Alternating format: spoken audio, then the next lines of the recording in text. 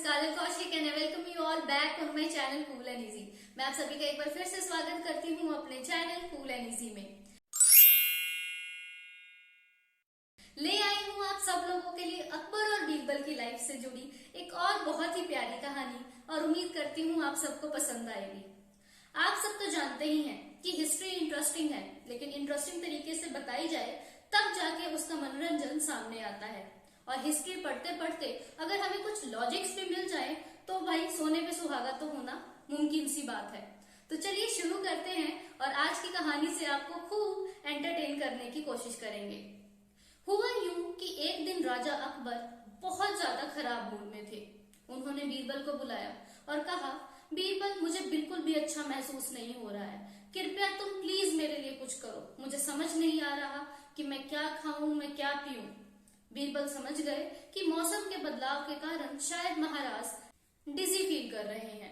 बीरबल ने उन्हें तुरंत बोला, जहांपना इस वक्त तो हम लोग बगीचे में नहीं जा सकते हैं, लेकिन हमारा गार्डन हमेशा हमारी वेट कर रहा होता है। क्यों ना आपकी फूल पत्तियों के साथ हम थोड़ा समय बिताएं, उससे आपको भी मजा आएगा और आपके फूलों को भी खुशी होगी। बीरबल की बातें सुनते ही अकबर ने भी इस ऊपर गौर किया और उन्होंने कहा कि तुम ठीक ही कह रहे हो, ग्रीनरी के अराउंड रहूंगा तो शायद मैं कुछ अच्छा महसूस करूंगा। ये बात कहते ही अकबर और बीरबल अपने रॉयल गार्डन की ओर बढ़ चले।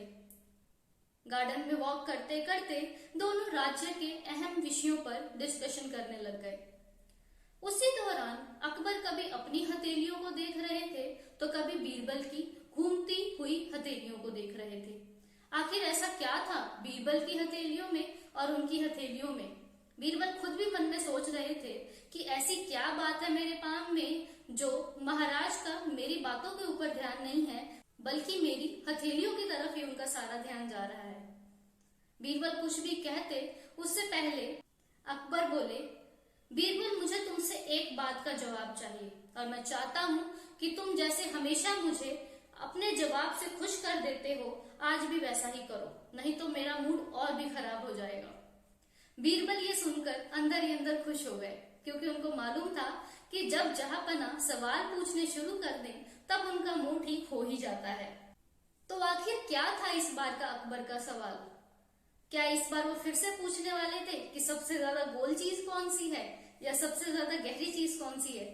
बिल्कुल भी नहीं। इस बार के सवाल को सुनकर तो शायद आप लोग भी हंस पड़ेंगे। अकबर ने बीरबल से कहा कि बीरबल तुम मुझे एक बात बताओ, मेरे पूरे शरीर पर बाल हैं लेकिन मेरी हथेलियों पर कोई भी बाल नहीं है, आखिर ऐसा क्यों है? बीरबल उनके सवाल को सुनते ही मुस्कुराने लग गए और वो बोले, जहांपना इसका जवाब तो बहुत ही सरल है, आप मुझसे क्यों जानना चाहते हैं इसके जवाब को? अकबर बोले, बीरबल तुम जानते ही हो मैं बहुत अच्छा महसूस नहीं कर रहा हूँ, तुम प्लीज पहेलियां बुझानी बंद करो और मुझे तुरंत इस बात का जवाब दो कि मेरी हथेलियों पर बाल क्यों नहीं हैं। बीरबल हंसकर बोले, हुजूर आप इतने लोगों को अपने खुले हाथों से धन दौलत और पैसे देते हैं, उनकी रक्षा करते हैं, इतना कुछ देते हुए इन हथेलियों पर बाल कैसे आ सकते हैं? इनके सारे बाल ऑलरेडी झड़ चुके हैं। ये बात सुनकर अकबर के चेहरे पे एक छोटी सी मुस्कान आई और उन्होंने बोला कि चलो ठीक है, मान लेता हूँ तुम्हारी बात सही है, लेकिन फिर तुम्हारी हथेलियों पर बाल क्यों नहीं है? बीरबल फिर हंस पड़े। बीरबल बोले कि हुजूर उन तोहफों में से सबसे ज्यादा तोहफे आपने मुझे ही तो दिए हैं और उन तोहफों को लेते लेते मेरी हथेलियों के बाल भी झड़ गए हैं, तो इन पे भी बाल नहीं है। फिर अकबर कहते कि नहीं, तुम मुझे फिर से अपनी बातों में उलझाने की कोशिश कर रहे हो। तुमने मुझे ये तो कह दिया कि मेरी हथेलियों पर बाल इसलिए नहीं है क्योंकि मैं सभी को तोहफे देता हूँ। अपने लिए तुमने ये कह दिया कि तुम उनसे तोहफे लेते हो इसलिए उस पे बाल नहीं है, लेकिन बाकी मिनिस्टर्स का क्या, बाकी मंत्रियों का क्या? उनकी हथेलियों पर भी तो कोई बाल नहीं है, आखिर उनका क्या रीजन है? तब बीरबल बहुत जोर जोर से हंसने लग गए।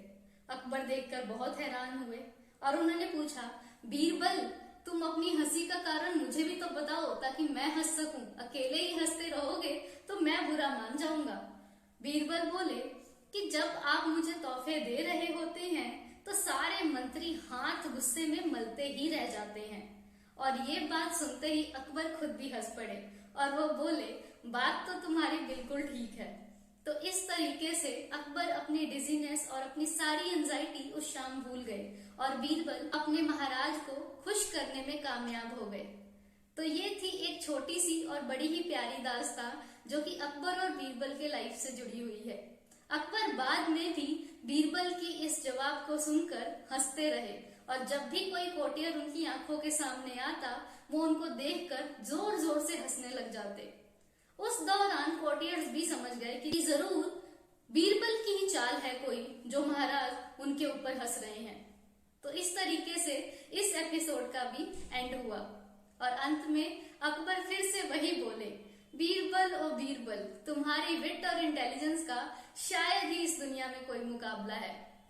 तो ये थी हमारी आज की अकबर और बीरबल की कहानी और उम्मीद करते हैं आप सबको ये पसंद आई होगी। अगली बार फिर मिलेंगे आपके साथ ऐसे ही एक किस्से के साथ और कोशिश करेंगे आपको पूरे समय में एंटरटेन करने की। हमारी वीडियोस को जरूर लाइक कीजिए और इन्हें शेयर कीजिए। हमारी वीडियो को शुरू से लेकर एंड तक देखना ना भूलें और हमारे चैनल को अगर आपने अभी तक सब्सक्राइब नहीं किया है तो जरूर कीजिए और तैयार हो जाइए और भी बहुत सारी रोमांचक कहानियों के लिए। तब तक के लिए मैं काजल कौशिक आप सभी से अलविदा लेती हूँ।